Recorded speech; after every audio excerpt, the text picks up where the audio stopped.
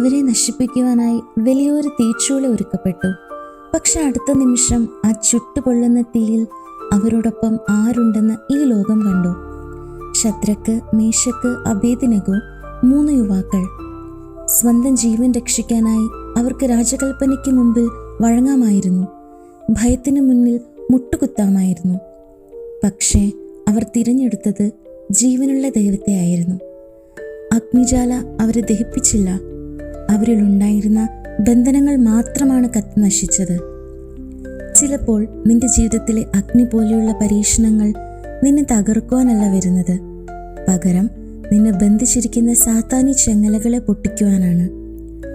ഇന്ന് നീ കടന്നു പോകുന്ന കഷ്ടതയും നിന്റെ അവസാനമല്ല, നാളെയിലെ ദൈവിക അനുഗ്രഹങ്ങളുടെ ഒരു തുടക്കമാകാം. അതുകൊണ്ട് ഭയപ്പെടരുത്, കാരണം നിന്നോടൊപ്പം കരം ചേർത്ത് തീയിലും നടക്കുവാൻ എൻ്റെ യേശു ശക്തനാണ്. ദൈവം നിങ്ങളെ ധാരാളമായി അനുഗ്രഹിക്കട്ടെ. ആമേൻ.